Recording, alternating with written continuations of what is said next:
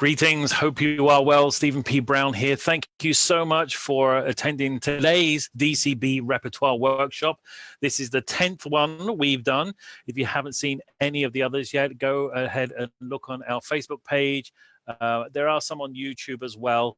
You can look through and see what we did throughout this entire pandemic, instead of rehearsals, all that kind of stuff, because people wanted to keep going because they like this thing. We decided to do some more, and that's why we're doing these monthly ones.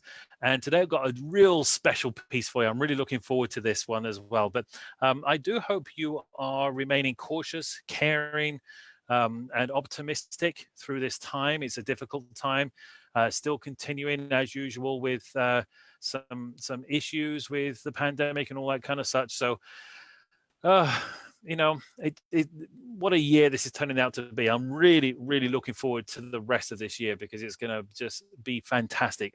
Honestly, I'm very excited. It's going to blow this first six months out of the water. So thank you for joining. If you want to say something on Facebook or in the chat on Zoom, please feel free to do so. I do hope, where are we? I do hope we are live on Facebook. I'm not seeing it. Oh, there it is. Yes. Of course, there's a delay. Forgot about that. All right. So yeah, if you want to say something on Facebook, just put in the comments there and give a thumbs up and a like. Just let me know that you're watching. Yes, thank you. Appreciate that. And obviously, if you're on Zoom, then we can chat here as well. All right. So what else is there? News, information. If you do appreciate these workshops, please consider just sending us a few dollars, $5, $10, whatever you wish. There's a donate button on Facebook, or you can go to dunedinmusicsociety.org/donate and just send us a little bit of a thank you gift. Would be really much appreciated. All right. So today's repertoire, we're going to be looking at a fabulous piece of music. It's written by Johan de Meij, and it's the Lord of the Rings Symphony No. 1. Okay, so it's his Symphony No. 1 is the actual title. It's got a name, subtitle, Lord of the Rings. And today specifically, because it's a 45-minute piece, we're not going to do the whole thing today. We're just going to look at movement 5 today, which is the Hobbits. Love the little creatures, the Hobbits. So that's what we're going to be looking at in just a moment. If you don't know any of de Meij's work, if you've been around the DCB for a while, you're probably familiar with some of these arrangements. I think the first one we did was the River Dance highlights, which was pretty darn fantastic. He's done many arrangements and obviously his own original work as well. It's not easy stuff. The Lord of the Rings Symphony is considered a grade 5 piece of music. The DCB has attempted a couple of grade 6 pieces recently, but this was a bit of a pinnacle composition for us to tackle as a community band. And, you know, I think we did pretty well. We'll find out in just a moment. And it's, you know, we like to challenge ourselves with this kind of stuff. So it's not every community band gets to play this music. I believe that we can always rise up to challenges. And although it may not be perfect, as I say many times, I don't claim to be the best. I do claim that we will do our best. And as long as all the performers on stage will do their best, then I'm a happy bunny. Okay. Well, Johan de Meij is actually Dutch, which means he is from Holland. And Holland is also known as the Netherlands. So he's Dutch from Holland and the Netherlands, or something like it's. It's almost as complicated as saying I'm from England, which is part of Great Britain, which is part of the UK. So anyway, that's where he's from. And before he turned exclusively to composition and conducting around the world, he actually played trombone and euphonium. That was his instrument. So trombonist, that's why you've got tricky parts, because he knows what he's on about. Most of his time is spent traveling now, doing clinics and conducting his own music. And he also runs his own publishing company, Amstel Music, from 1989. So when he's not traveling, when he's not out and about, he loves just spending time in the Hudson Valley and near Manhattan. That's where he lives now in it's upstate New York, but within reach of Manhattan with his wife, cats, and his dog. So the piece that we're going to be playing today. It's based on that trilogy of books by J.R.R. Tolkien called Lord of the Rings. There have been a ton of visual and audio representations of these books, which were published in 1955. And probably the most famous version, certainly on the movie world, is Peter Jackson's version, which came out starting in 2001. And one of the big things, not only were they all 3-hour-long movies, but he filmed the entire lot in one go. He filmed everything in about 15 months or so, and then he started splitting it up, doing the editing so that it actually worked into the 3 books. That's probably the most famous version. But this piece of music, de Meij actually wrote back in 1984. He started it in 1984. It is a symphony. It's a big piece of music. It took him 3 years to write it. So long before Peter Jackson started his movies. There are 5 movements in this piece. Each of them represent a specific character or a location in the Lord of the Rings stories. And today we're just going to listen to number 5, The Hobbits, from the DCB's performance just in October. What is that? 7, 8, 9 months ago? Unbelievable, 9 months ago. Feels like forever. Movement 5 is called Hobbits. And when most of us hear that term, we think of these, we imagine these little people living life completely innocently and childlike and just oblivious to what's going on in the world, because hobbits basically are very optimistic creatures with a determination and nobleness. They are quite, although they're small, they're very proud, and they do actually have a characterization which a lot of us try to get. We like their innocence. We like just how noble they are. That's a good word. I like that one. So despite, I don't know if you know the Lord of the Rings stories, despite all the troubles, despite all the tribulations, despite the journey and Mordor and all the death and destruction that goes on, it's fascinating because Hobbiton, the town where the hobbits live, and the harbor nearby remain completely untouched by all of that. So all of Middle Earth was at war and had these big devastating things going on and death and destruction, except in Hobbiton. They had no idea it was there. So at the very end of all the books, we see Frodo, the main character, and the magician Gandalf, his mentor, if you like, and guide, sailing away in a white ship and disappearing behind the horizon. So because that's the end of the story, guess what? That's what happens at the end of the symphony. And we're listening to movement 5 today. So we're going to look at hobbits. We're going to find their character throughout this piece of music. It's what, 8 minutes long, something like that. And then it'll just fade away into the distance because that's what happens at the end of Lord of the Rings.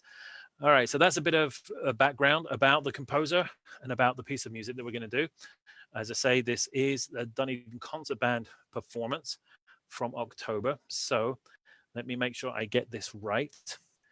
I'm going to share my screen. I'm going to have to share the whole screen. Okay, and then go here. Oop. There we go. And if you can't hear anything once I've hit play, if you can, somebody can just let me know somehow, then that would be awesome. And I see lots of people watching on Facebook. Thank you so much. Appreciate you being here. All right, here we go.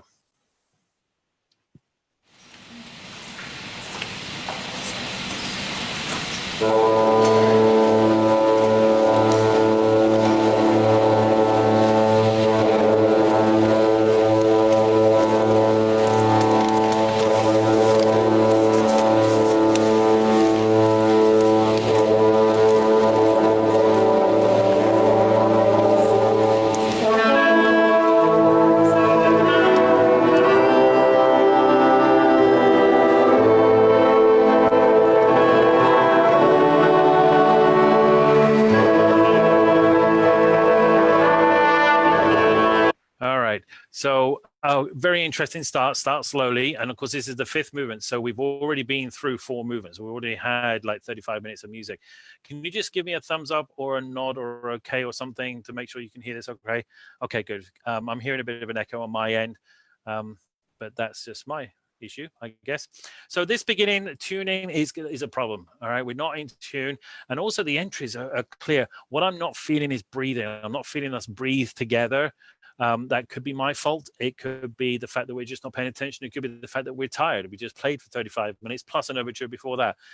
So there's a lot going on here where the entries are a little bit messy. So let's just go back and listen to that again and see if we can pick up where we can improve next time.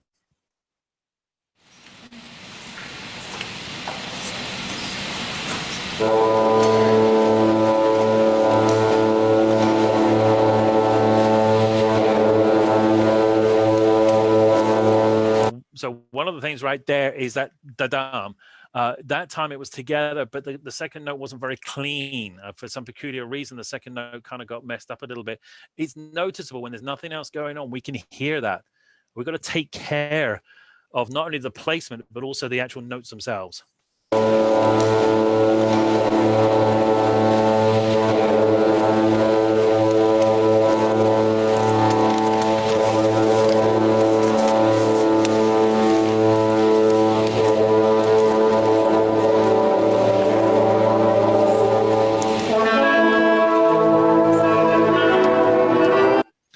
And okay, clarinets, we came in together, but there's something else going on elsewhere where it's not happening at the same time, and I think it should be.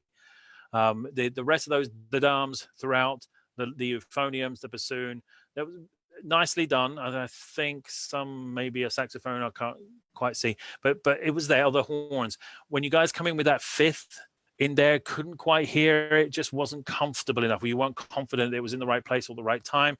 Again, probably my fault, not giving you the encouragement.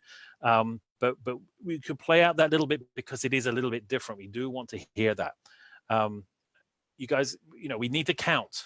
We do need to actually know when we're coming in and count the beats to the bar. I think possibly we're going to hear some of that later on. It's going to get very obvious later.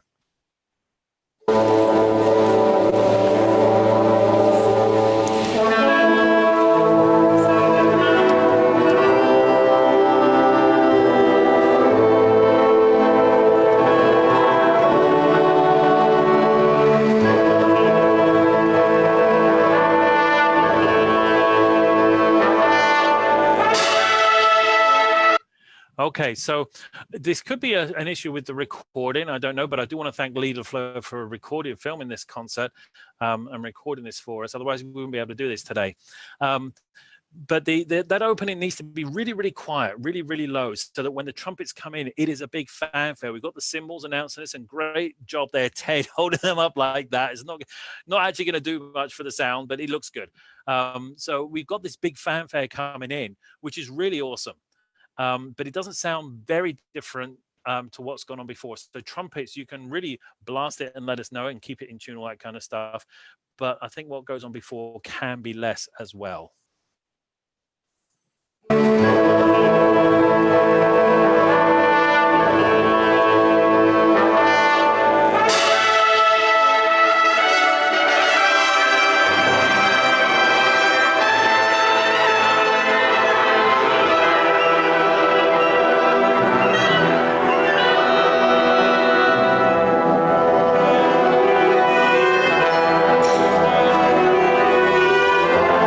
Okay, and I'm hearing lots of good entries going on here.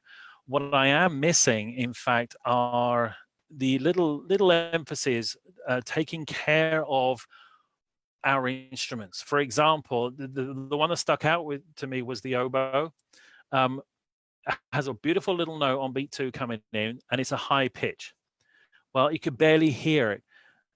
Forcing it, I mean, it's a loud sound. The whole band is playing, and it's a big sound going on, but you could barely hear that. When that oboe then jumps down an entire octave, we're playing it at the same volume, but an oboe an octave lower is a lot louder, it's a lot stronger, it's coming across and it's not very well balanced. So we don't hear it much the first time, we hear plenty of it the second time. If we know our instruments really well, we can adjust for that. Make sure we play nice and strong at the top and just back off a little bit when we jump down an octave. Most instruments are like that. I'm sorry I'm picking on the oboes right now, but that's what stuck out to me. But most instruments are like that. The higher you are, the more it gets lost. The lower it is, the easier it's going to be to produce a sound. I just like that fanfare. I like it. So we're going to, how far back can we go?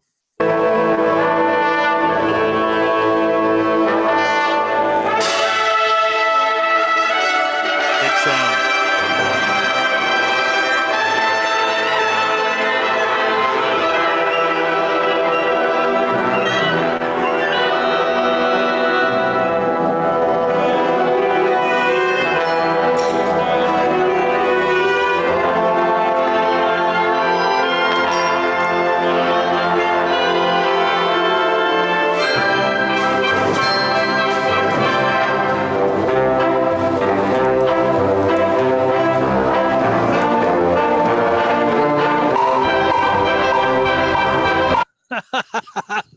Oh, you guys, you're having so much fun, aren't you? All right, so we've got the trombones are having a whale of a time back there. We've got the bass over there as well, just par-parring away. And thanks very much again on the percussion with the wood block. The mood has changed. It's not quite as quick as perhaps I would like. And I think I remember doing this deliberately, just keeping it back a little bit, because I know in some rehearsals we were taking it a little bit too fast for what was comfortable for us. But isn't it jolly? Isn't it fun? I'd love to see it on some of your faces that you're having fun with this, because it's cute music. The music does so much for you. You can add to it with your performance.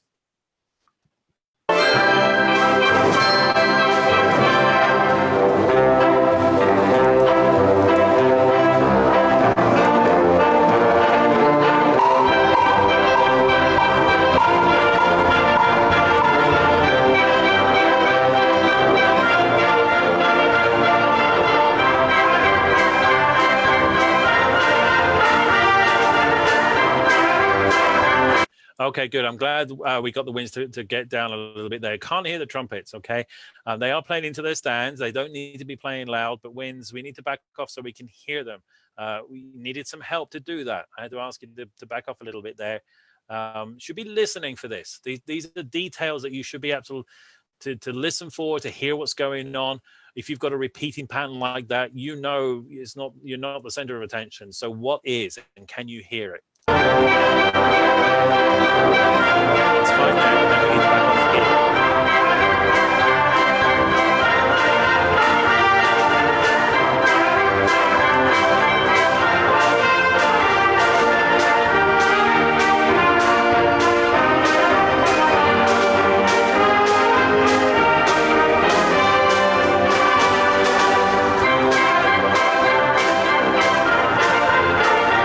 Well, there's some 16th notes in there, or even 30 seconds. It is couldn't quite tell. It's a little sloppy. Not hearing it. It's very muffled sound, very woolly sound. In an acoustic like that particular venue that we're playing in here, you've got to account for the fact that the sound just gets muffled up, and you need to be even more precise. I know the rehearsal room is quite tight, and you can actually hear a lot more. In this venue, it's all going to get lost. You've got to overemphasize just about everything indeed. I want to go back and see if we can hear those 16th notes. Dum, da da da, da da dum. I'm loving the umpires of this. It's awesome. And Vincent over there on the piano, he's having a grand old time with his left hand there.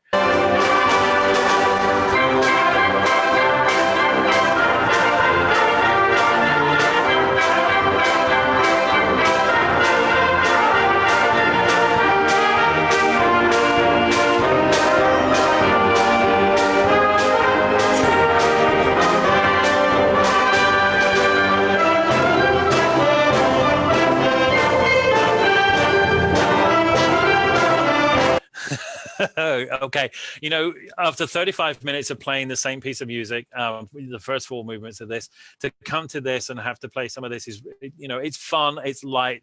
Thank goodness we're here towards the end. and we're worn out, we're exhausted, but we are taking care of things. We can take care of the tuning a little bit more. There's pieces here where clearly the temperature of the room has changed considerably from when we first started, and we're no longer in tune here. Also, kudos to the horns. I saw you bouncing back there, enjoying it. That's exactly what we want to see.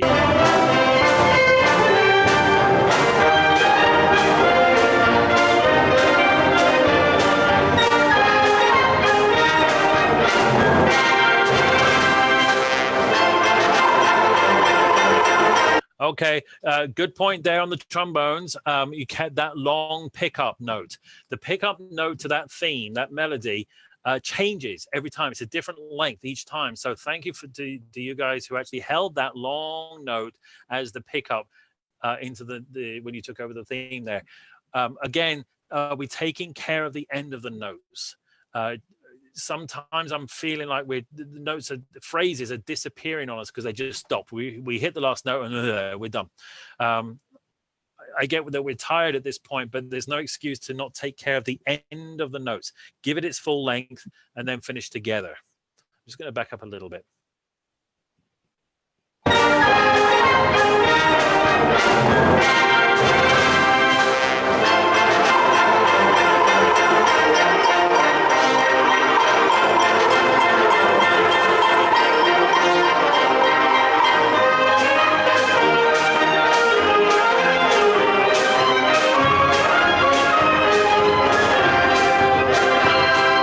Yay, clarinets, well done. Oh my goodness. Do you see the front row there? The fingers going like crazy. That was awesome. It's a fun little pattern. And like everything, you know, I'm only here to help you guys make music. You're the guys who are making the sound. So it's up to you to get it done. And you guys did a fabulous job there. And I'm glad that the trombones, because they're playing the melody, and some of the other middle sections, the saxophones as well, were aware that that's going on. That is happening. I think it's the trumpets actually playing the melody, but it's happening there. It's fun to listen to. It's awesome. It's something different, and being aware of what's going on around you makes all the difference. Well done, guys.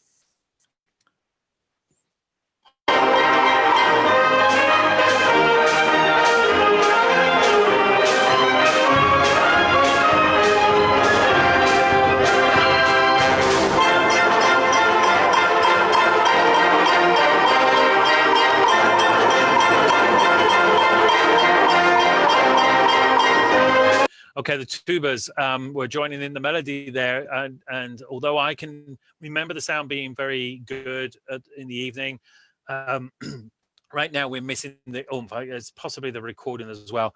But again, trombones, euphoniums, let the lower parts, when we transition from these high things going on to the really low parts, and it's the same melody, let them enjoy it. You can actually make your sound deeper, and while it's like your voice, you can actually change your sound of your instrument, the feel of your instrument, to a bigger, bellower sound, and that's what we want right there as well.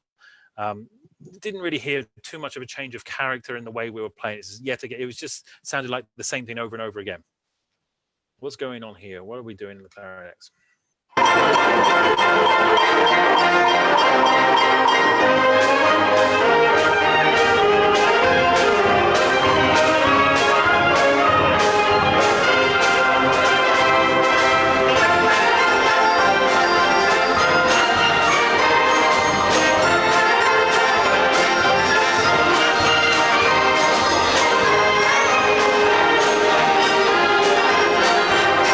Okay, so we got everyone participating here. We got a big melody, we got a little bit of a counter melody, and then we got all the twinkly bits going on as well. Sounds great on the glockenspiel there. Some of the tuning again a little bit off. I don't know if they were wrong notes or if it was just bad tuning. Horns, I know we worked so hard to hear those half notes, the descending scale going on there.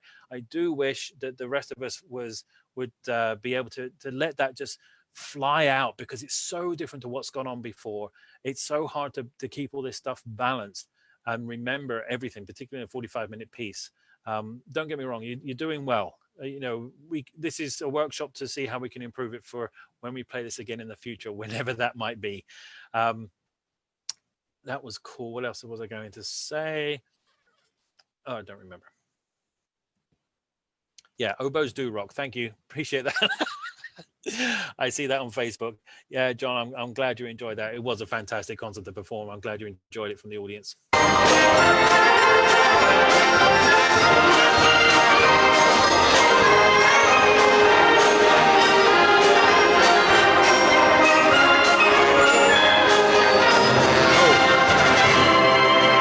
What happened to that top note? Dum ba dum bum ba.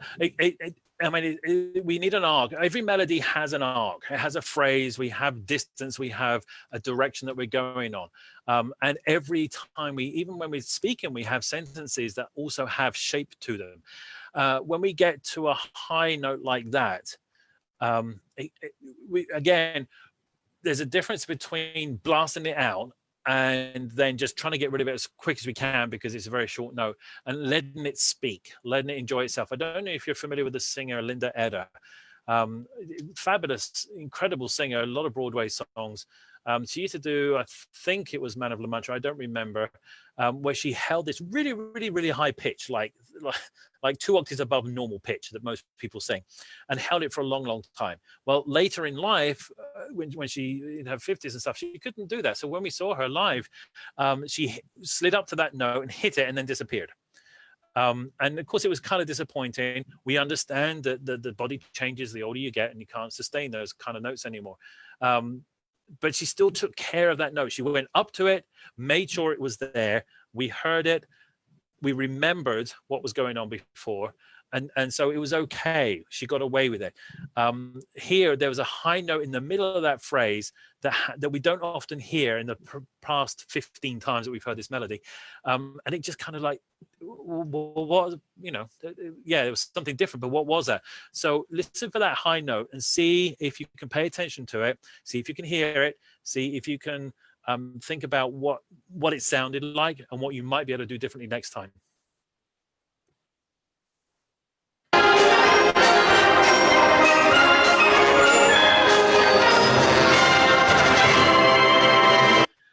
Okay, so I hope you heard it in there. We'll go back and listen to it again, because the other thing I want to point out is the same problem we've mentioned before in these workshops, is that a high note can be heard, a lower note will actually, in the high registers, it will disappear because of that high note. This is opposite to what we were saying before at the beginning of this movement, where everyone's playing and the instrument itself will produce a lower sound more easily. This is the opposite. Because we're playing the melody, we're going up, we've got the phrasing going on, we will hear that top note, no problem. But then because it is the top note, we jump down quite a way and we lose it. That the rest of the phrase kind of disappears. So take care of the top note, keep it there, give it attention that it deserves, not quite the same volume as everything else. And then the next note that jumps down, that's the one that needs more of our attention and more care and attention going on to that note. You know, what happens is we get a crescendo, you phrase it, you go up, you hit the top note and you think you're done. Dun, dun, dun, dun, dun, dun, dun. That's what tends to happen. I don't know how that came across. And what we need to do is dun dun dun dun dun bum bum. You need to focus more on those next few notes at the lower of the phrase.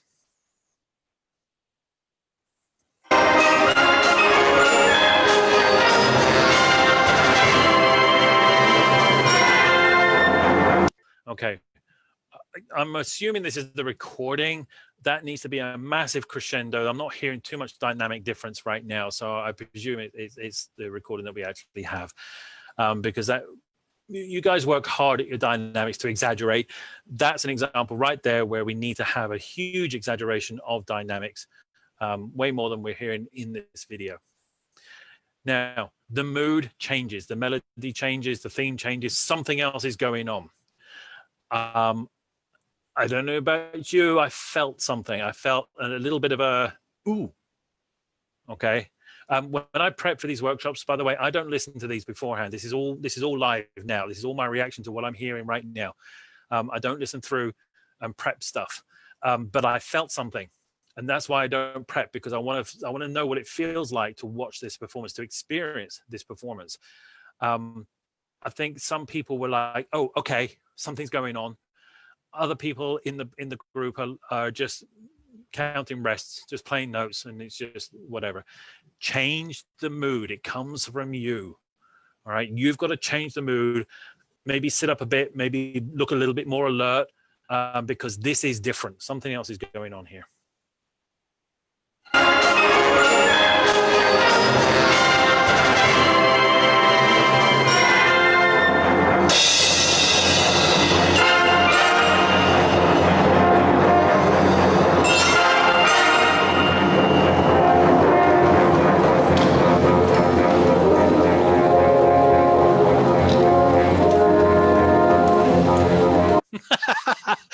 I was gonna say, oh no, you're slowing down. Well, clearly we're supposed to. That was obviously intentional. Okay. Perhaps percussion wasn't exactly with us in the same spot at the same time with that cymbal crash. And again, with these repeating patterned notes, take care of them. It's not just a blah, blah, blah, blah, blah. Dun, dun, dun, dun, dun, dun, dun, dun, dun. You give it direction, you're going somewhere.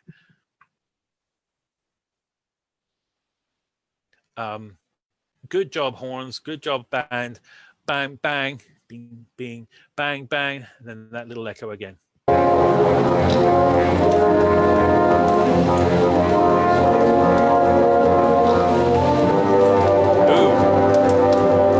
That was not together, that transition. And gauging from what we're doing on the podium, it looks like it was obvious not everyone was together at the same place at the same time, and that transition did not work too well.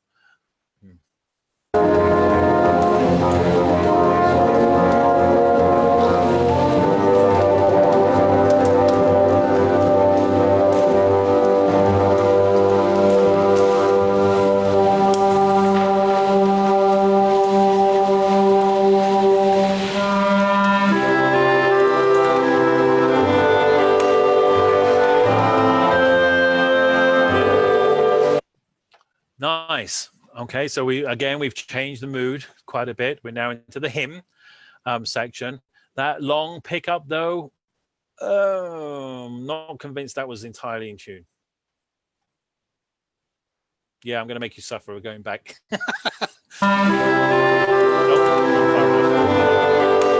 Do want to hear that. You know what I mean? Something else I've just noticed.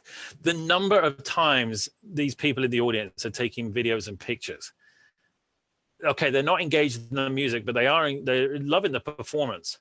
So well done. All right, I'm pleased that they're doing that. More pictures that people take and post on Facebook and wherever else is awesome. Wish they'd get into the music a little bit more. Again, that's down to us with the mood that we're creating. Go clarinets.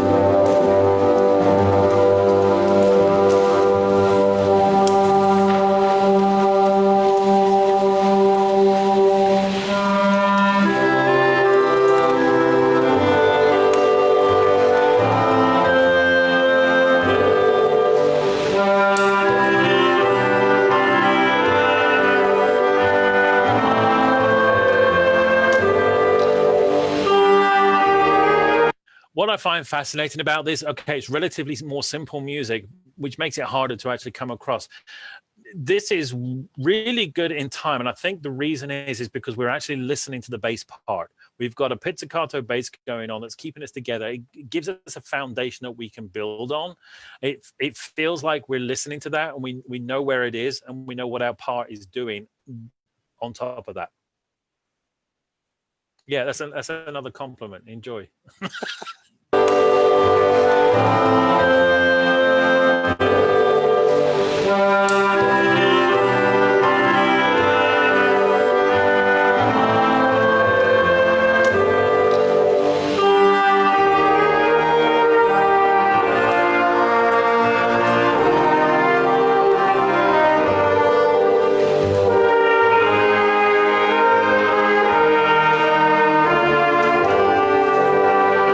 Good. So we ended up accompanying the flugelhorn there, and we stayed together. I know we had some tempo issues with that during rehearsals, but that seemed to work pretty well. and it almost was like clarinets. You handed it off to the flugelhorn. I don't know if you can see the flugelhorn. Linda's playing over there on the right-hand side of the screen, next to the blue, between the blue shirts, the two blue shirts. That's where the flugelhorn is coming from. It's like a more mellow, rounder trumpet.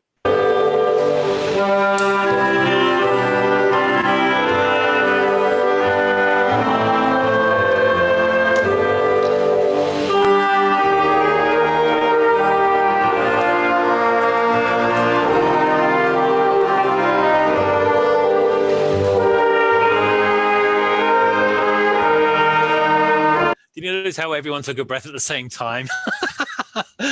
That phrase just kind of disappeared on us. The end of the phrase just stopped suddenly in the middle of the phrase because we all took a breath. Need to take longer notes, shorter breaths, shorter breaks.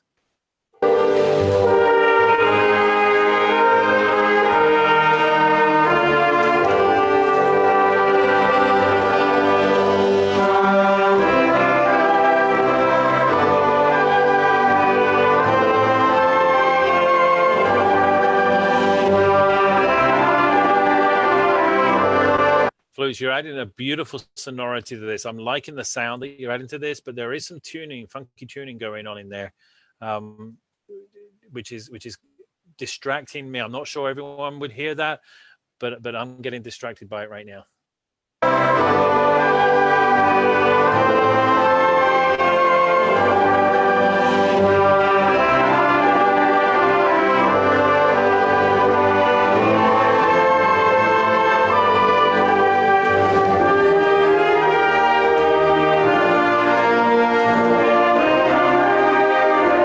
Kudos to the saxophones who came in, accompanying what was going on there, and you kept the phrase going, whereas a lot of the higher woodwinds were taking a breath. You kept the sound going through, so it wasn't broken up there. Well done, appreciate that. Euphoniums, baritones, horns, tubas. Well, tubas are kind of doing the bass part as well, but the euphoniums and horns, you've got that sustained sound going on. Again, providing some harmony, providing some context for this hymn. You're doing really well. Keeping that to yourself and accompanying. Good job.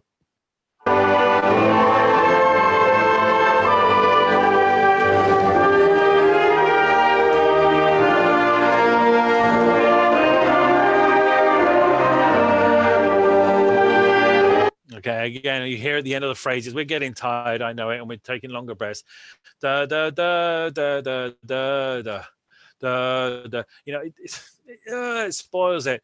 And again, in the clarinets, you heard that jump down. Remember at the beginning, we were picking on the oboes, that jump down, that lower note kind of blasts out. We just had that in that phrase, da, da, da, da, da, bob. And again, we weren't taking care of it. We were enjoying it a little bit too much and not taking care of it.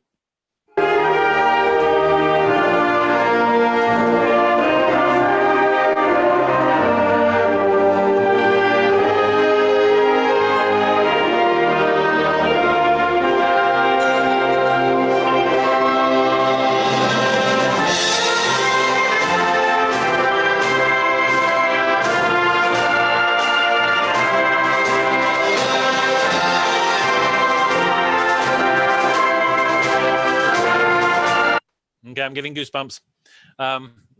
Beautiful, nice stuff. Very understated, very respectful, full of reverence. Appreciate this.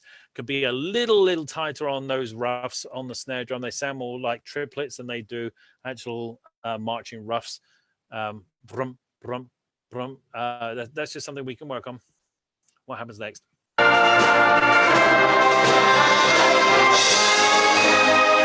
Was that a little too jolly, trumpets? That scale up. Again, phrasing, direction, where are we going, keeping it smooth. Not everything needs to be really short.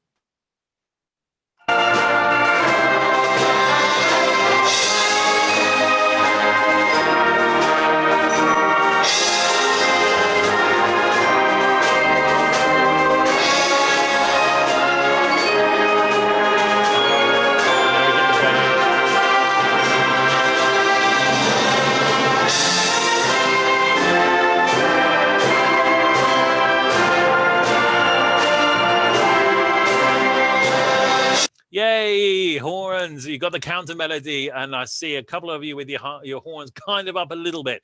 It was worth actually just letting that blare out. You can see how much we need it, right? It's there, but it's just we're not making anything special of it.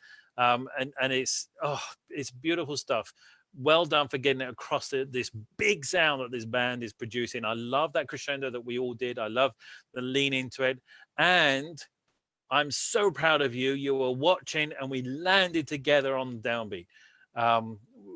We've been a little bit sloppy with entrances and exits and tightness and stuff, but that one worked. Maybe because we're all playing almost the same rhythmic pattern at the same time, maybe.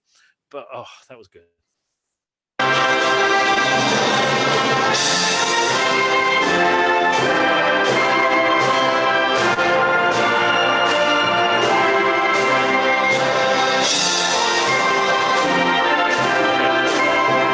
Not everyone was together on that one, though. That second time, there's a little bit of rubato, a little stretching of the time in there. And there were some folk who were just plodding through, unaware of what's going on around them. First time was great. Let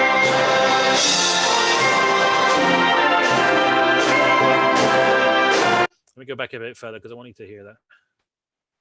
I think this is it. Here we go.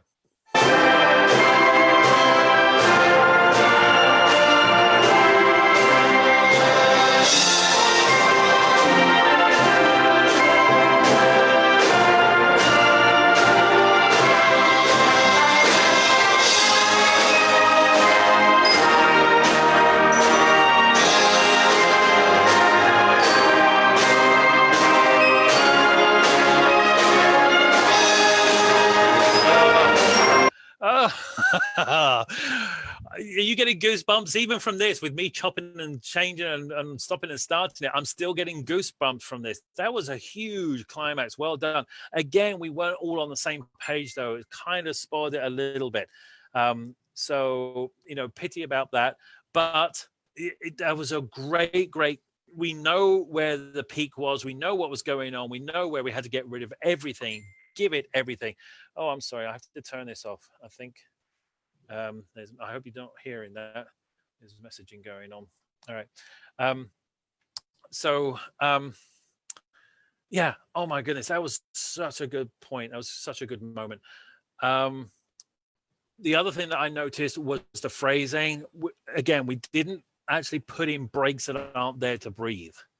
I don't know what you were doing for your breathing, but you kept the phrase going. You gave it the full direction that it needed, which was really, really good. Well done.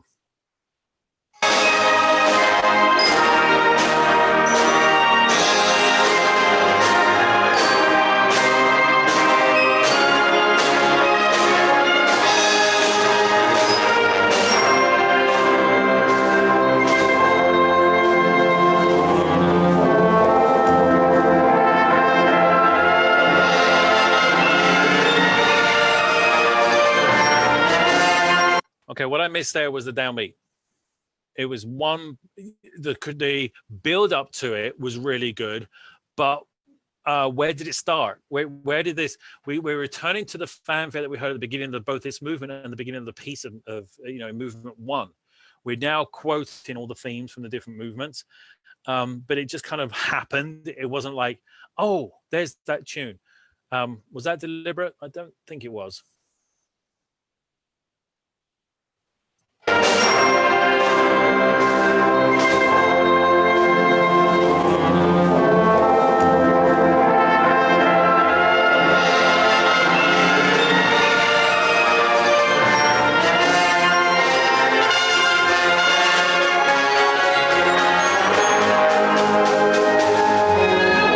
Okay, so I can tell that was a nice, decent fanfare from the trumpets and trombones. You were not competing, but you were both making your point to come across there. So well done indeed. That was a good job. And you kept it clean. I'm very proud of you.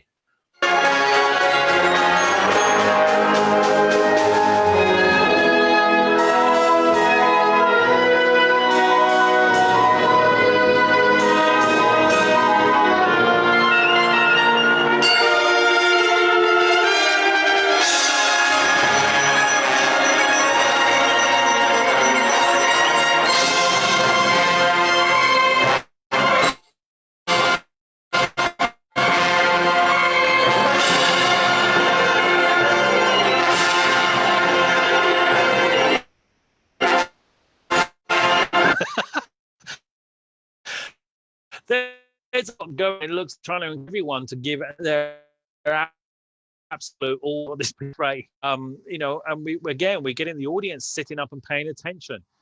Because this is an overpowering thing indeed. And at the end of 45 minutes, you guys are keeping it marvelous. There are 2, if not 3 more of you.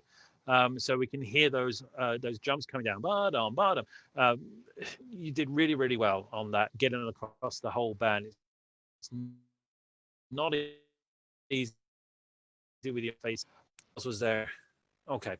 Yeah, it's just, again, togetherness, breathing, paying attention to what's going on, counting, and playing the rhythms you got in front of you. Some 16, no, some 8, the same. No, with this volume, after 45 minutes, you guys are worn out. I've been there.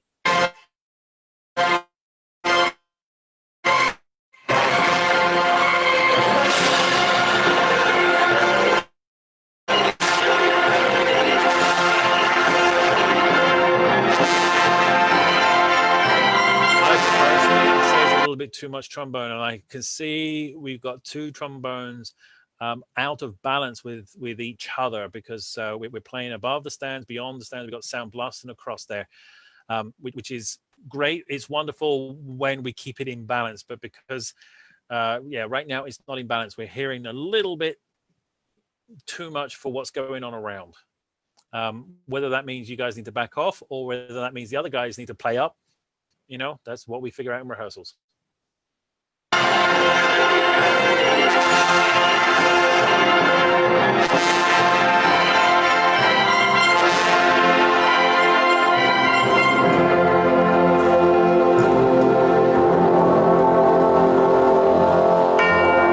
Oh, beautiful, beautiful noise. I call it noise. Well done. That was a beautiful chord. Just sustained there for a moment. It was in tune. We had the right balance going on. It felt like a complete chord. That was very nice indeed.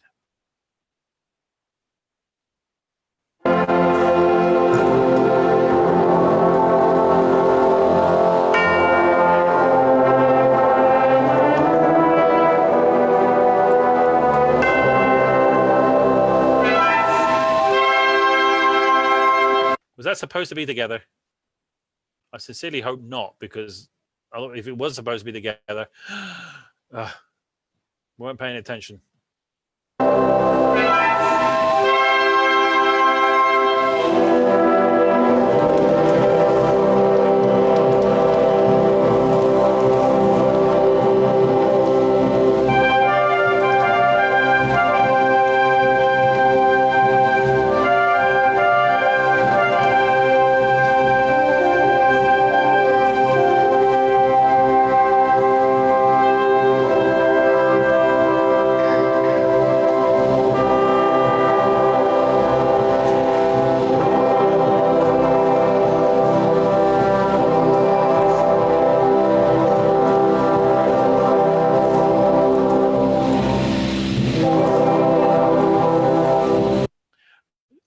These are not together, these chords. Can you see how some people are breathing and some people are not? They're just playing. That's causing a problem. It can only guide. You got to count and you got to play when it's beat 1. Breathe together as an ensemble. This is where the chamber music really helps coming in.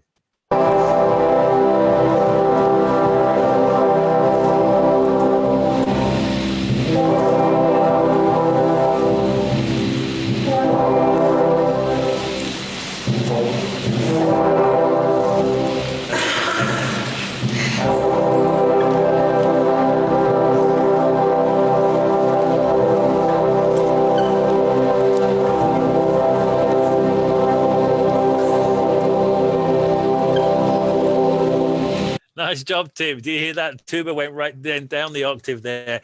Really gave it some bellow. Oh, that was awesome. Let's just go back and hear that, because that was really good. Listen to that very last note.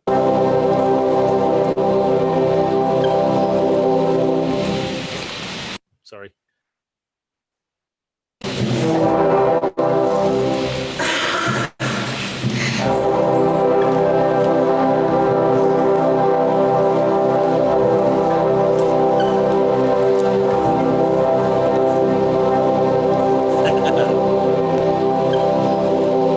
Good, and we had a great Tim Park going on there. Thanks, Michael, for that, because it was a beautiful ending. You can see the ship sailing away into the distance, into the background. Wow, what an incredible piece of music, right? Absolutely unbelievable. Oops, let me see. How do I go back to here? I want that one there. Okay. So difficult piece is the last movement of that symphony, and we got through it. Paying attention all the way through is vital, and that's just stamina thing that we've worked on. It's not just the physical stamina of using your diaphragm, finishing phrases, all that kind of thing. Just also the concentration all the way through a piece of music like that, especially when you get all the melodies coming back again at the very end. It was clear that we were getting tired after all of that playing, but we still made it work. We still did a really good job. I'm very proud that we even attempted this. So many, community bands don't get the opportunity to. In fact, we had one guy, Bill, who actually drove over from Gainesville just to play in this concert and in our rehearsals. So every couple of weeks he came over from Gainesville just to participate in this. That's how important it was to him. So thank you for that. We're going to listen through to the whole thing now because it's worth it. There are a couple of spine-tingling goosebump moments in this movement, which I hope you'll experience as much as I already have today.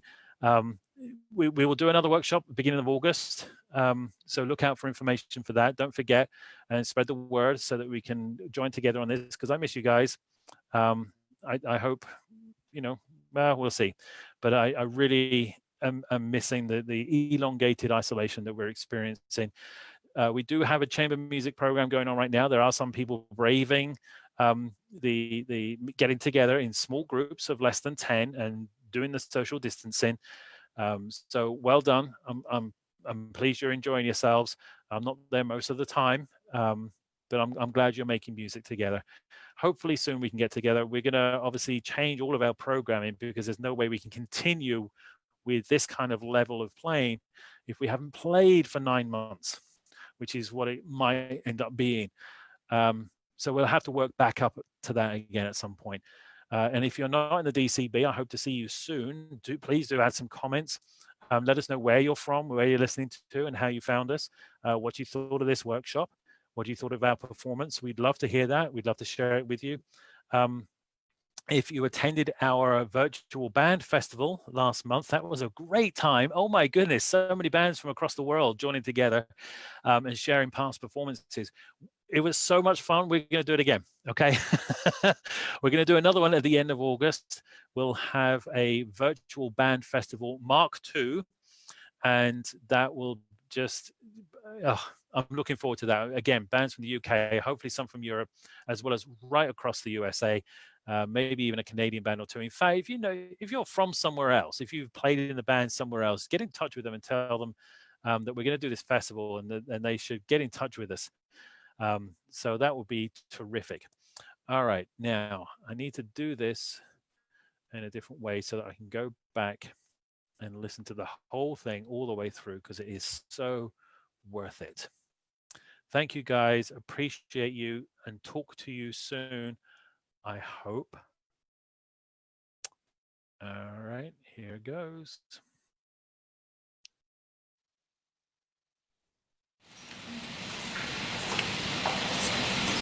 Not yet. Need to change.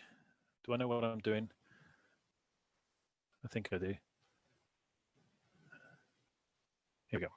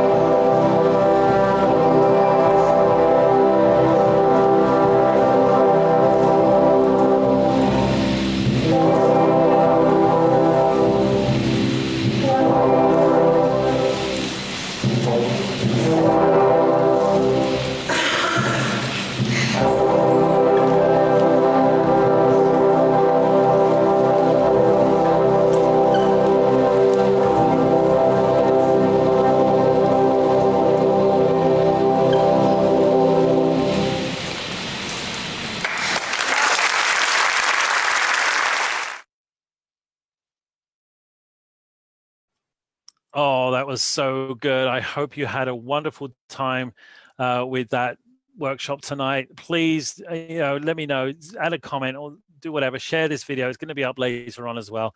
And hopefully we can do this again. Well, we plan to do this next month, beginning of August. And I hope you'll join us then as well. All right. So you guys, you take care of yourselves. Talk to you soon, I hope. Cheers. Bye-bye.